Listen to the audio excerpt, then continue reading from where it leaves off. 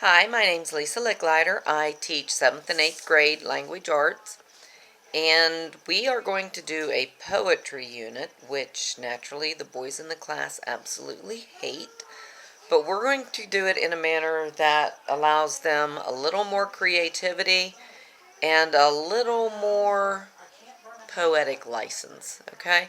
So my grandson, Brady DiNardo, has offered to help me, but what I want to do is show you how to make the actual booklet that the students, they've already made, but, we're going to show you up close.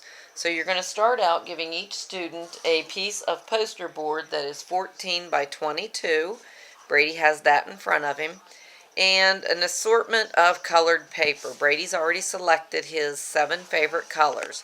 Now, what he's going to do first is he's going to select another 4 out of the 7 that he's already chosen. He's going to lay them in front of him and have your students make them leave an inch or so at the top of the sheets. They need to put them as staggered. Make sure they're straight. Okay, so Brady has his 4 colors selected. He's going to fold it up and over and then crease the bottom. Very good. Now, he has a stapler, and you need to place like 3 staples at the top to make sure your shutter book stays together.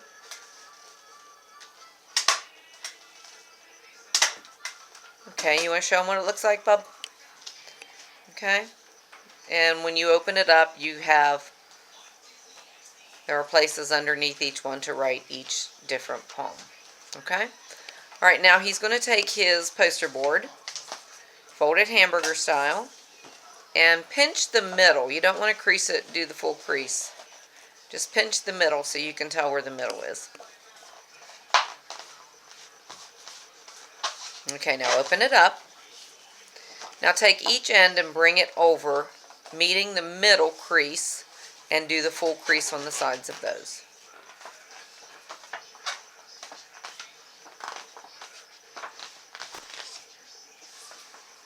Okay. This will be your main booklet. Okay.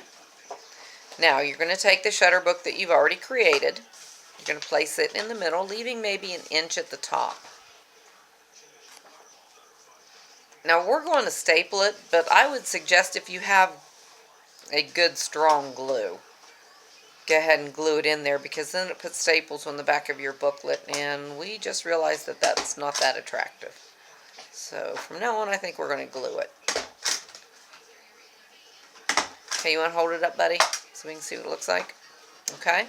Now grab 2 more pieces of paper, and he is going to do those hot dog style, exactly in the same manner that he did his large book.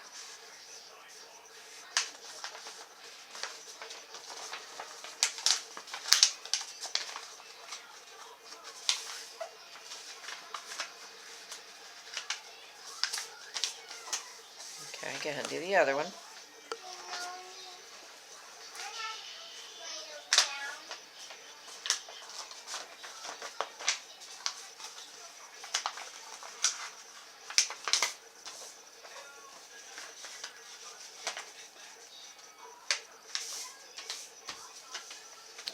Okay, once again, I suggest that you glue.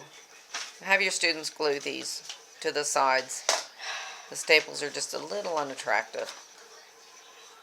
Make sure you got it straight, buddy. You don't have to staple the bottoms, just go ahead and staple it.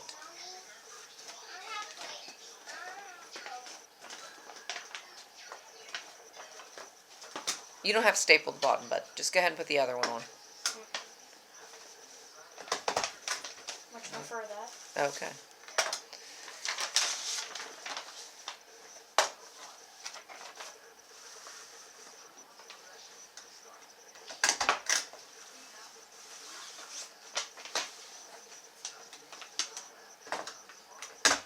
Okay, you want to hold it up so we can see what it looks like? Okay, we made one previously. Brady's going to show you what that looks like and how the students can put together what they want to do.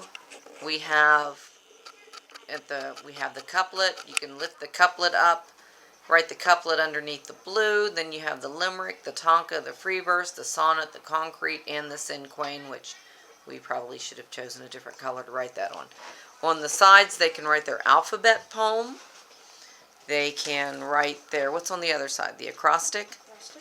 Okay, and the front, I want them to put their diamante to let us know that it is theirs. Oh, there you went. And on the back, they are going to do their biography poem. They are also going to be required to illustrate every poem that they have and decorate their booklet. So that should be pretty simple. The boys are excited because they get to actually draw pictures, and they're not too overly frightened to write their own poetry. So. Okay, good. Okay, so your figurative language, your poems must contain at least once each element of figurative language. Meaning, you do not have to write a poem with all of these in it. You can write a poem that has a simile in it. You can write another poem that has repetition in it. Okay, but these all have to be represented at least once in your poem, in all your poems. Okay. One poem can have onomatopoeia. Another poem can have alliteration. And once again, you're going to look these up to see what they are. Okay? You're going to put these in alphabetical order with your poem. Okay? Alright, next. Alright, you're going to have your 13 types of poetry. And I'm going to give you guys a list of this. You're going to have a handout with this. All types of poetry must have original representation in the booklet. You have to write them.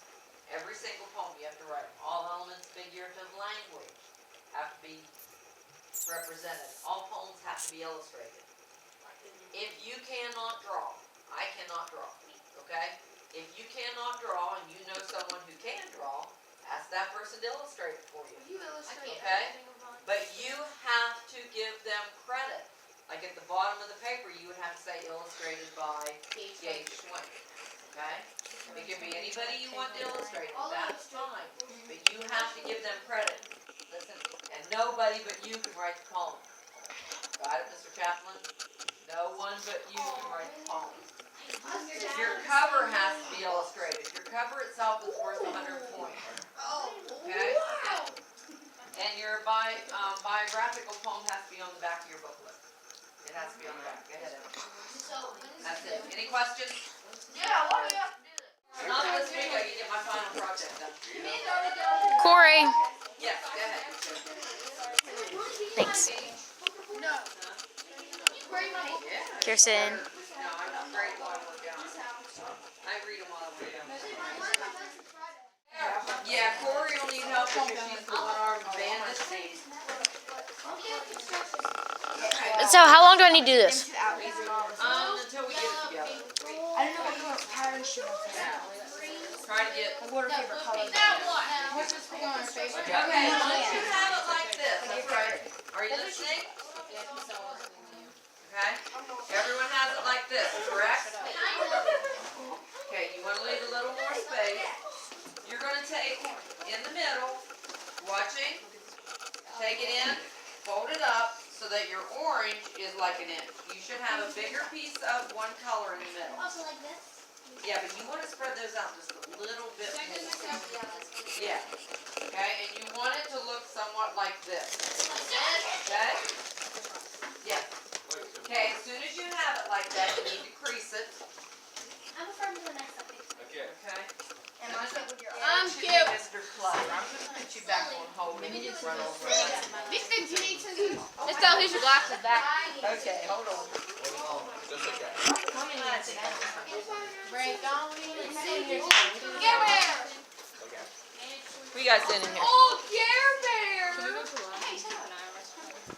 I got this mess going on.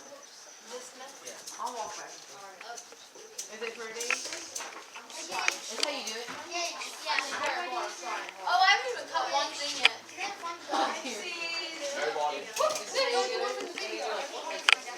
It's a birdie. And a beezy. What's sign? Like, math class now. Yes, just like that. Okay. This is a mess. Gary, you want a piece of green paper? Hey, not too bad. What's this one say? Huh? Right.